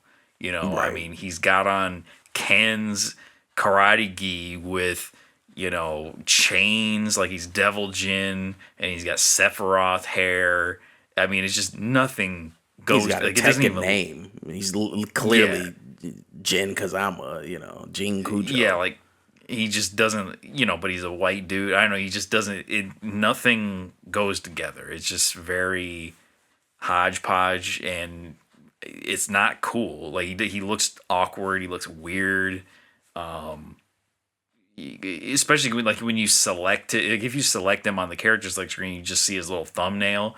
You wouldn't expect him to look like that, and when you see like his full outfit and stuff. So I think is terrible design. Now I wouldn't be opposed to him getting some sort of redesign along the lines of like Remy or something like that, but yeah, Gene, that is not it. And I don't care about he's popular or whatever, supposedly. I mean, Virtua Fighter itself is not popular, I mean, Right. by and large among most of the FGC. So to say Gene is popular among a very small subset of sweaty 40-year-old dudes that play the game is not a raving endorsement of the character or his design. So I think he's trash. He is the worst design in the game. Easily. Easily the worst design in the game. I mean, people won't talk about Eileen. I'm like, come on, man. I would take El Blaze over Gene any day. So, yeah, there you go. Yeah, I'm definitely with that. He's literally Jin, Ken, Sephiroth. He's all of that. They tried to put all that into Virtua Fighter. I don't know what for, but yeah. So yeah, get that guy out of here. Get that guy the hell out of here. Right. And it's like you wouldn't even know what is his fighting style by looking at him. I mean, is he doing karate? Is he doing like Devil Jin? Is he gonna grow wings? Is he gonna do weird Claudio stuff with this like starbursts or whatever? Like, I mean, what could it be? Right. Yeah.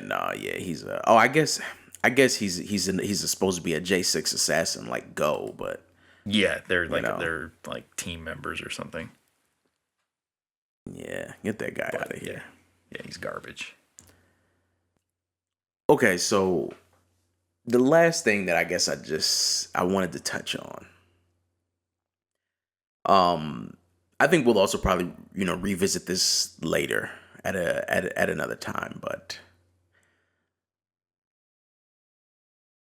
it's something I just want to call the PlayStation conspiracy. Okay. Um, and so essentially what it is, recently here I've been, getting back into Sega stuff, playing a lot of Sega games. And I already spoke earlier about me looking at arcade games and considering arcade Sega games and Sega games, all that type of stuff. And recently, QC here, he's been playing Crazy Taxi. I've been playing some Outrun, just running up the score, things like that. And I mean, hey, this whole podcast, what we do, it's no secret for old men. We're getting older, right? So it's great when you can just turn a game on, do a couple of runs and turn it right off, right? It's kind of what games, I think, what their original purpose was for, right? And so it was kind of making me think of, how did we arrive here, right? How did we arrive in this world where, like, what's considered a good video game is actors, big time stories, drama, all this type of stuff. I remember. So I always remember this time I was in GameStop. It's the absolute best place to get advice for games. But remember that there was this woman working there. She was like the manager, and she was telling me about this was at the time was when the original God of War reboot. The one on PS4. And the only thing she was telling me about the game was that it made her cry, right? And that was supposed to be the thing that she said that made me realize the game was good, right? Nothing about the gameplay, nothing about the characters, nothing about the leveling or anything like that. It was just, the story. It made me cry, right? And now I'm not saying that you can't like a digital experience, but what I am saying is, like, I think we've gotten a bit too far away from the plot, right? So it just kind of made me think, like, well, how did it end up like this, right? So it kind of made me go back, and it made me go back and look. And I may have said this before on the channel, but one thing that I will say about Nintendo and why I've kind of taken a bit more of a liking to them in recent years is they are the only true video game company that's left, right? And I'm not trying to say Microsoft or PlayStation is trash or anything like that, but they're not actually video game companies, right? So the way I looked at it was like this. If you go back in time, you go back into maybe, let's say, the 80s, right? So Sega made arcade things, and then they were making game systems. Nintendo made other sort of game things, and they got into game systems. So you got this very true, this very pure, this very real gaming console war between the the Sega Genesis and the Super Nintendo, right? And so I think from there, I think at that point, once things started to get a little bit big, I think other companies wanted to come in. They saw it as a venue for profit. Why not take these toys, bring them into the tech world, and make some money off of it, right? So the first person who enters, and who I think is the kind of leader of this conspiracy, if you will, but it's Sony, right? So again, if you look at Nintendo, they make games. If you look at Sega, they make amusement, right? And these have been the cores of their companies for all these years, right? Sega's, if they branch out of games, it's usually into it's not out of games. It's like they do consoles, they do arcades, or you go to Japan, there's a bunch of Sega arcades. That's what they do. Nintendo does a bunch of game stuff, right? So amusement and games. Sony, I think, initially wanted to come in. They were working with Nintendo. We've all heard of the Nintendo PlayStation, right? But I think once it kind of became apparent to them that they could do their own thing, they just did it, right? So it's like if you look at Sony, right, and what they want to sell you. I mean, they were at the time the PlayStation was big, probably their maybe biggest or most well-known thing, I'm imagining, was probably the Walkman, which was slowly becoming the Discman, right? And then also, if you look at Sony, if you go back and if you look at physical media, pretty much all new forms of physical media that have been popularized and made big over the last almost 30 years now were either created by or heavily invested by Sony, right? The CD, the DVD, the Blu-ray, the 4K Blu-ray, right? So I think when Sony saw all these things, they wanted to push certain things within games that would help to make the things that they made the key aspects of games, so that they could take hold in the market, right? So Sony cannot compete with Sega, with Nintendo, or even Sega in terms of just making a full-on game, right? They've never made anything that's just as pure fun as Crazy Taxi. They never made anything that's as addicting as Zelda or Mario, right? But CD quality audio, is great for the company that sells entertainment systems and audio stuff. Putting games on CDs and filling the games up with cutscenes is great for the company who's invested all of their money into the CD, right? New sound, like soundtracks, CD quality soundtracks of licensed music is great for a company that has record labels, right? So I think as we got into the 32-bit era, we started to see a lot of these things be pushed. And these were the things that now all of a sudden made a real game, right? So you got these big composers, you got big actors, you got these big stories, right? And I think Sega was always kind of caught in the middle of this. Nintendo never really lost their way, but Sega was always kind of caught in the middle of all of this, right? So you bring all those things in with the PlayStation, and then of course now with the PS2, what's the big thing? It plays DVDs, right? So now we're buying our game systems based off of whether or not they can play movies. What world are we in at this point, right? And again, this is great for a company that again owns movie studios, film studios. It's not a coincidence that everybody owned the Spider-Man UMD movie for the PSP, right? But then we got another player who came in at this time in Microsoft, right? So we look back at Microsoft. What do they make? Microsoft, a lot of people think Microsoft makes computers, but if you really think about it, they don't make computers. They make software, right? Networking, things like that. So they got started with Sega, similar to how Sony got started with Nintendo. But then they branched off. They did their own thing. And then at that era, what do we start to see more of? Networks, online gaming, servers, right? Services, subscriptions. These are the things that we started to see a lot more of.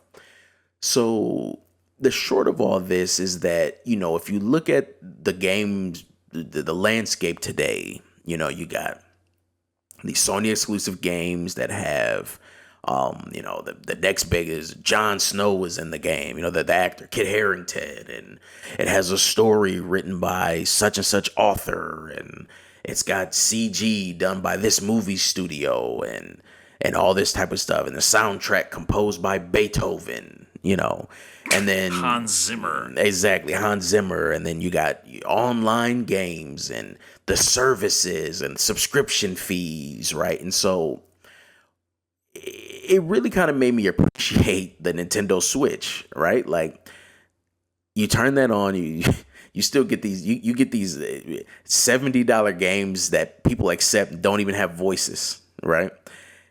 You turn on the system. I didn't realize till the other day that news feed that shows up when you unsleep the Switch, when you wake it up, you can fully customize that. The only thing you can't remove from that are like the Nintendo Switch system updates news.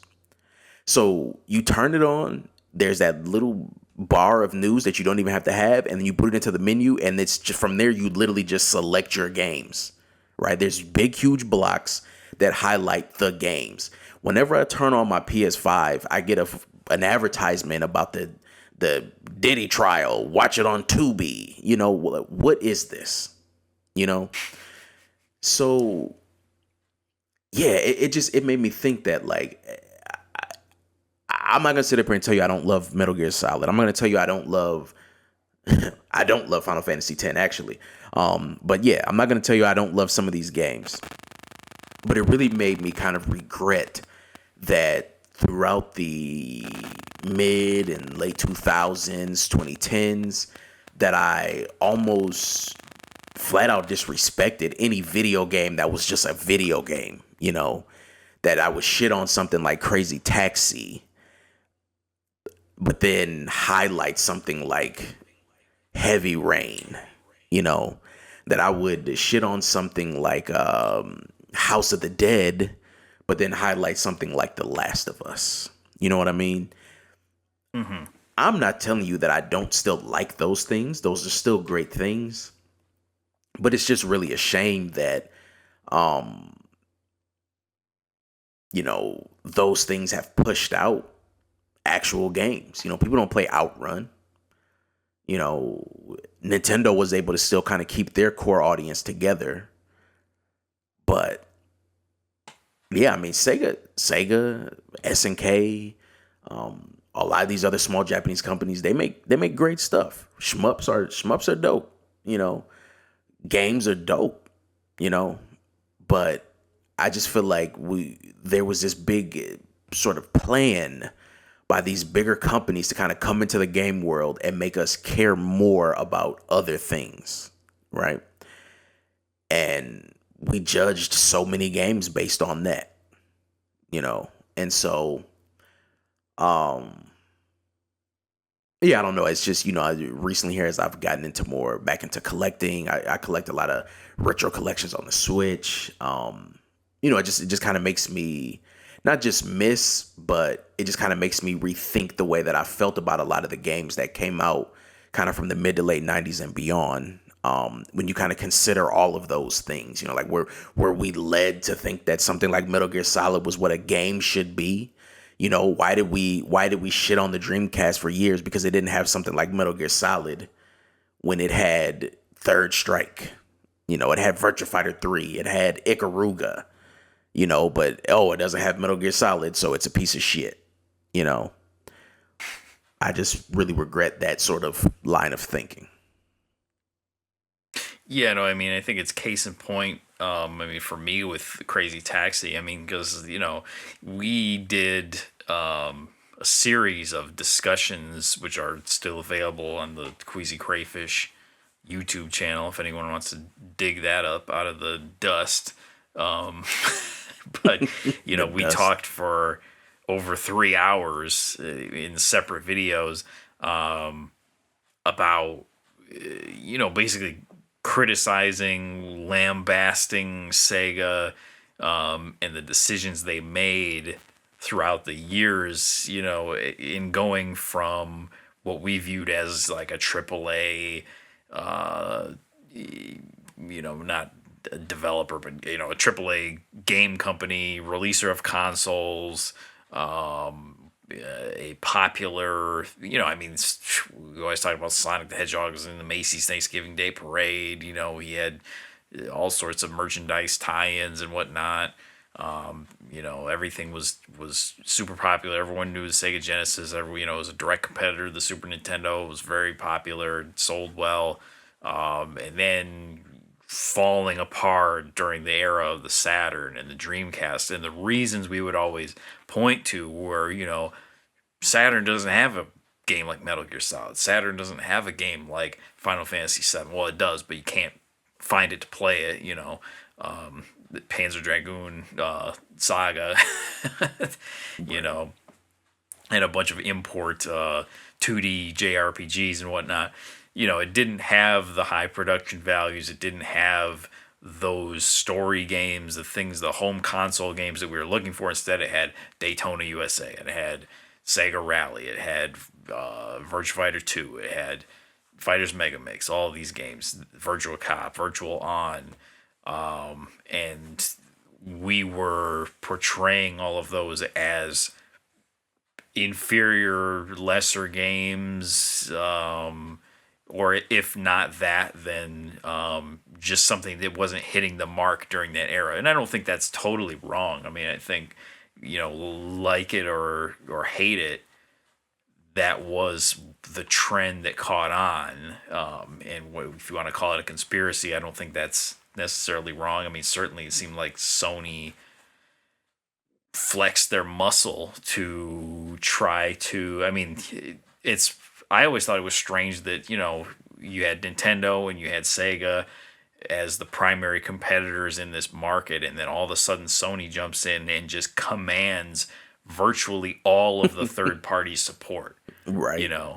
And not only command. It's not like they were just porting games over. I mean, they were exclusive, high production value. I mean, for Konami to put out Metal Gear Solid as a exclusive to PlayStation 1 outside of the PC port that no one cares about. Right.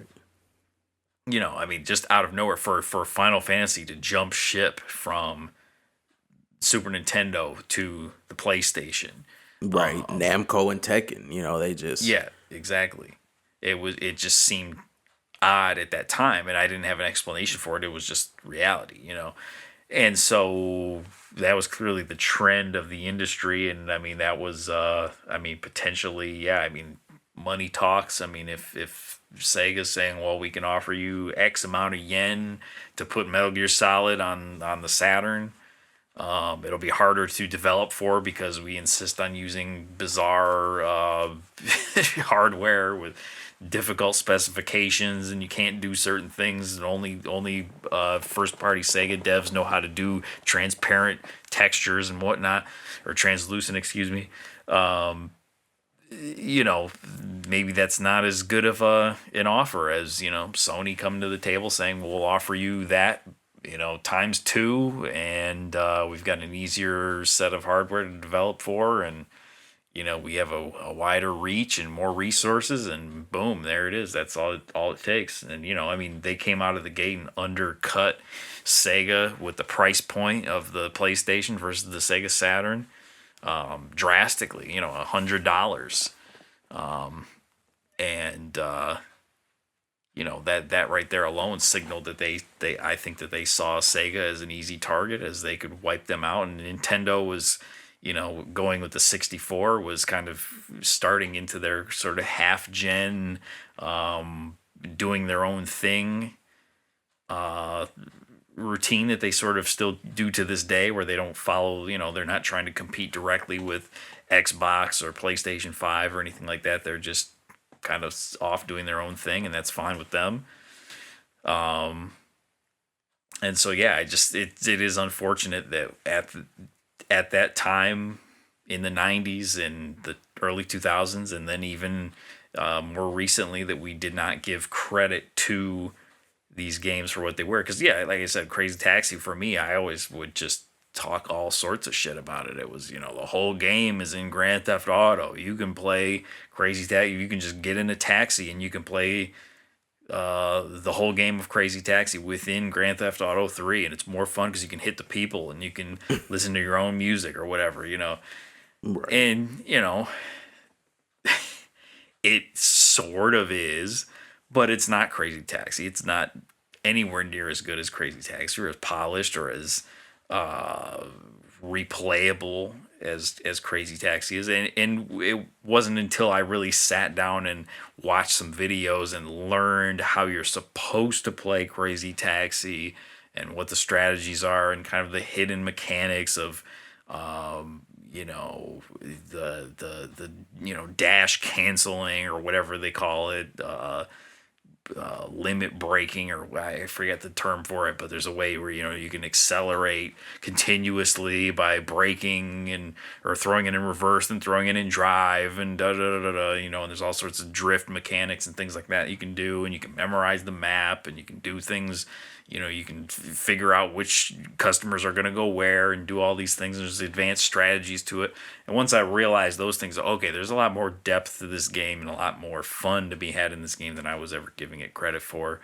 And, I can play it for hours now, and I love it. I would rather play that than sit through yet another open world monstrosity that cost $10 billion to make and takes 150 hours to complete, and was half generated by AI or whatever it is.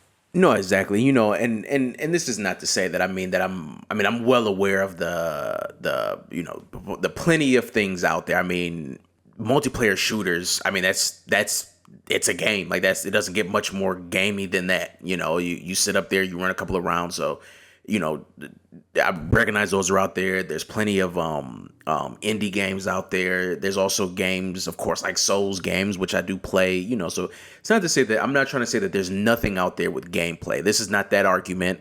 I'm not, and I know, I mean, I'm not saying Queasy's saying that either. It's not like, I mean, we of course will, you know, we are critiquing kind of the open world thing to an extent. I'm not trying to say that like there's no games. You know, this is not that argument, right? I don't think, No. you know, I don't think, yeah, QC's saying that either. You know, it's not like, yeah, that there's no games, and it's not. It's also not that we think that, like, cause like you said, you like Metal Gear Solid. I like Metal Gear Solid. I don't think every story game is trash. So it's not to say that, you know, it's not this huge critique on what is out there as much as it's more of a kind of a critique on maybe how easily we were able to be led to think that some of the other types of games weren't worthy of being played, right?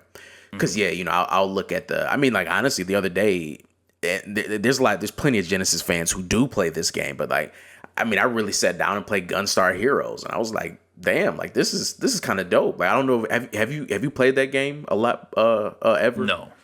Okay, well, it's one of those games where like, you can choose like which level you do first, but like there's this, at one of the levels there's like like you do a little bit and you get to this part that it's like a board game, and like you roll a dice and a die, and then like you, especially if you're playing with two players, I was playing with my wife, and so like you roll and then like you go into one room and do something. It was it was just a lot more there than I was thinking, even with it being kind of like this basic run and gun. But yeah, just, you know, that idea that you turn on a game, you play something to like learn the mechanics, to get a score, not necessarily to just finish it and then trade it in for the next game. You know, it's, I think, just something that, yeah, I mean, especially if we were going to own Dreamcasts, if we were going to own Saturns, you know, these were things that we were certainly going to have to, you know, learn to appreciate or just appreciate, you know. And so, yeah, it's more so me kind of thinking that, you know, you know, because we'll always kind of highlight the Burning Rangers or the Panzer Dragoon Saga, and even those to an extent of the things that are worth playing on the Saturn, you know, but there's a wealth of just games, you know. And so, yeah, you know, just trying to explore more games out there, see a lot of the things that I did miss, you know, and not just rate games based on how good the voice acting is, you know, or, you know, how many actors it has in it, you know, or who directed such and such, you know. Is it a game? Does it have a fun and an addicting mechanic? You know, Can you figure out, you know, ways to do new things? Then it's a good game, you know. Right. Yeah, and I think that was kind of the point. Is that, you know, the more cinematic we got, the higher the production values got, the less interactive the games became. And it's unfortunate that, you know, the initial shock of that, of seeing something like Metal Gear Solid, of seeing Final Fantasy VII, and I'm not saying that those are not interactive or they're not good games or something like that, but they were, you know, doing something completely different from what Sega was doing with Daytona USA. Right. You know, the initial shock of seeing that was so great that, you know, it totally shifted the conversation to, you know, Saturn doesn't have anything to compete with Final Fantasy VIII. Saturn doesn't have anything to compete with, you know, it doesn't really have anything to compete with like Ape Escape or anything like that. You know, I mean, it was just, it didn't even have anything to compete with Crash Bandicoot. I mean, it was just, it was going in a totally different direction from what Sony was, and Sony was dominating the conversation with such third-party support and such high production values that it just, yeah, I mean, it just blew our minds at the time, and it took a long time to even be able to see through that fog to understand, you know, or to appreciate the quality of something like Crazy Taxi or Daytona USA. Right. No, exactly. And, you know, and I think one of the things too, especially being, you know, a person who plays fighting games, I think a perfect example, I think, of what I'm even trying to get at is like, again, yes, I mean, there's a topic for another day and another podcast, because this, you know, this isn't a Tekken podcast, but yes, I have certainly gotten burnt out on Tekken as a whole, especially Tekken 8 here recently. But this is not a critique on Tekken. Tekken as a franchise, over time, Tekken is still dope. Tekken 3 has depth. Tekken 5 certainly has depth. Those games have just as if much depth, if not more than any other fighting game out there, right? But it's kind of funny when like I switched over to PlayStation to play something like Tekken. And basically, I have here I am with a Dreamcast. I'm not playing MVC2. I'm not playing CVS2. I'm not playing Third Strike. I'm not playing Garo. 4 fighting games that probably all of the FGC would agree are the best, maybe games, period, from their respective companies and franchises, right? I'm not even interested in those games. KOF 98, right? Not even trying to play those. So I can play a game where I can unlock cutscenes, right? So I can play a game that has unlockable costumes, right? You get Tekken 8 and I'm playing Tekken 5. I'm playing hundreds and hundreds and hundreds and hundreds of computer matches so I can unlock money, right? And buy costumes. So it's like, and I mean, there's a lot to unpack there, right? Was I around a group of 40 guys competitively playing Street Fighter? No, right? What did I even have? Maybe even the basic means to learn Street Fighter? Maybe not. We had the internet, but it's just funny how like instead of playing these, modern day, classics, of gaming as a whole, not just fighting games. You're playing a totally different game of the same genre to do other stuff, right? And so that's just kind of the mindset that I'm getting at. I know that you get it. It's just trying to explain what we're kind of getting at here. So, but yeah, I think overall though, with that being said, I know this has been a long topic and a long discussion. We'll certainly have some new things to look at here. I have been diving deeper into Sega games that were on Sega platforms, different Saturn games that are being re-released, different retro games and things like that. So I think there's definitely a wealth of stuff out there to talk about, especially when you talk about either Sega games or games with Sega DNA, And so, there is a lot. And I mean, sometimes you have to look at more games because it's not like we're getting a new Daytona USA every year, So, but yeah, so that's kind of my whole thing there. It's just I have a renewed dedication to the classics, and certainly want to look more into things. And I'm still going to play JRPGs. I'll still play Death Stranding too. Don't get me wrong, but just it's a new day. It's a new day where I play old games. No, I mean, yeah, there's a lot out there, that was missed. I mean, I will touch more on this. I said in collecting in another topic because I would love to kind of discuss like the way I'm approaching getting all these Saturn and Genesis games because they're laid out over all these different collections and different games and things like that, and that's kind of been really fun collecting on the Switch for that. But yeah, checking out some new stuff here. So new old stuff. New old stuff. Yeah. Well, we're new old men, so right. I guess unless you have any final remarks, last comments, that is No Sega for Old Men, the season 2 opener. Right. Yeah. We opened a lot, so Yes, we opened a lot of mystery boxes to unpack later. We talked about some random Sega questions we asked each other. We talked about Shinobi. We talked about Virtua Fighter 6, or the new Virtua Fighter project, as they call it, and the expected roster, or what we expect to see, and Mars's PlayStation Sony conspiracy. And so Certainly, these will all be things that will be revisited again later. I mean, yeah, just having a game to play and talk about in the new Shinobi will be that will be a new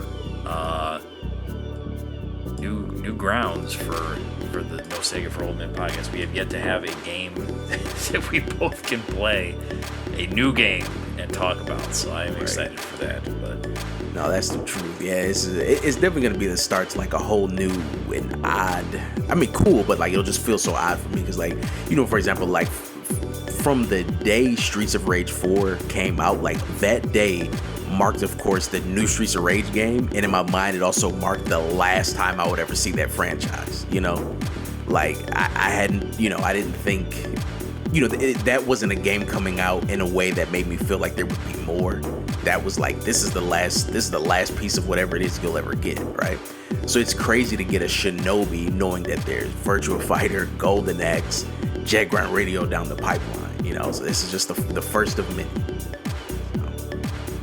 Yes. You know, so. And who knows how long it will take, but we'll be here. Right, exactly. Until, you know, 2034 or whatever. When we finally get Golden Axe, but yeah. Alright, well, this has been No Sega for Old Men, Mars Eternal, Queasy Crayfish, and we are out of here. Until next time. Peace.